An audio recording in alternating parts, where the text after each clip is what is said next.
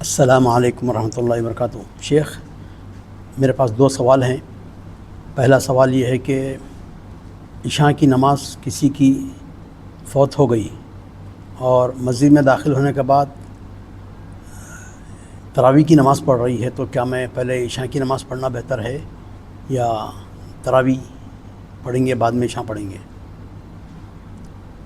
دوسرا سوال یہ ہے کہ اگر کبھی تراویح کی نماز فوت ہو گئی، یعنی تراویح کی نماز نہیں پڑھ سکا میں، تو پھر کیا تراویح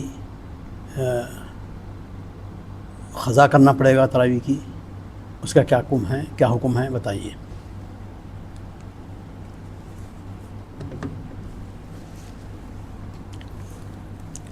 وعلیکم السلام ورحمۃ اللہ وبرکاتہ۔ ان الحمد للہ نحمدہ ونصلی علی رسولہ الکریم، اما بعد۔ دو سوالات ہیں۔ پہلا سوال یہ ہے کہ اگر کسی شخص کی عشاء کی نماز فوت ہو گئی اور عشاء کی نماز نہیں پڑھ سکا اور مسجد میں پہنچنے کے بعد تراویح چل رہی ہے، تو اس کے لیے کیا بہتر ہے؟ عشاء کی نماز پڑھنا بہتر ہے یا تراویح پڑھنا بہتر ہے؟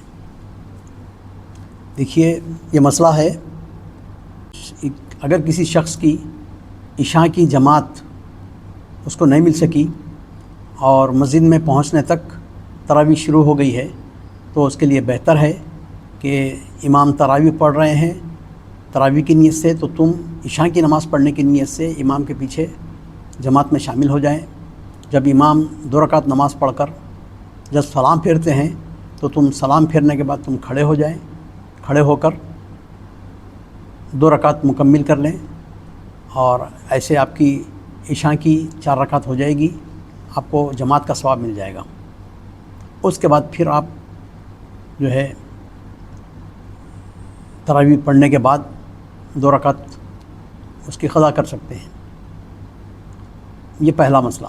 دوسرا مسئلہ یہ ہے کہ اگر کسی شخص کی تراویح کی نماز اس کو نہیں مل سکی، کسی کام میں مشغول تھا، نہیں پڑھ سکا، یا سو گیا، صبح میں ہوشیار ہوئی نہیں، تو تراویح تو چلے گئی اس کی۔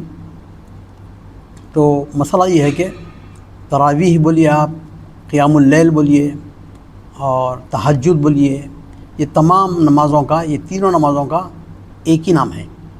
قیام اللیل اسی کو کہتے ہیں، تراویح وہی نماز کو کہتے ہیں، اور تہجد وہی نماز کو، سب یہ تمام رات کی نمازیں ہیں، اور یہ پوری نفل نمازیں ہیں۔ تو اور ان نمازوں کے احکامات سال بھر کے لیے ایک ہی ہیں، رمضان ہو کہ غیر رمضان۔ نبی کریم صلی اللہ علیہ وسلم سے آپ ہمیشہ قیام اللیل، تہجد، رات کی نماز پڑھا کرتے تھے۔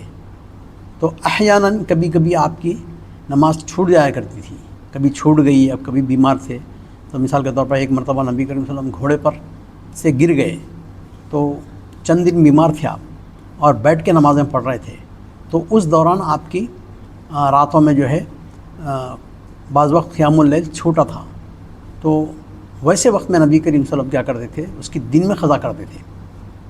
مثال کے طور پر جب فجر کی نماز پڑھ لیتے، فرض نماز ہونے کے بعد اشراق کا ٹائم جیسے داخل ہوتا، تو صلاۃ الضحیٰ پڑھنے کا جو ٹائم ہوتا ہے نا، اس میں آپ صلاۃ الضحیٰ کے ٹائم پہ یہ دو کر کے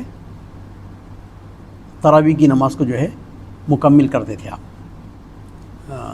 دو کر کے جو ہے آپ قیام اللیل بولیے یا تہجد بولیے، اس کی قضا کرتے تھے آپ۔ تو آج بھی اگر کسی کی رمضان ہو یا غیر رمضان قیام اللیل، تراویح کی نماز یا تہجد کی نماز یا قیام اللیل چھوٹ گئی، تو وہ قضا کر سکتا ہے، اور قضا کا وقت ہے صلاۃ الضحیٰ، اشراق کے بعد سے ظہر کی نماز سے پہلے تک۔ ھذا واللہ اعلم، والسلام علیکم ورحمۃ اللہ وبرکاتہ۔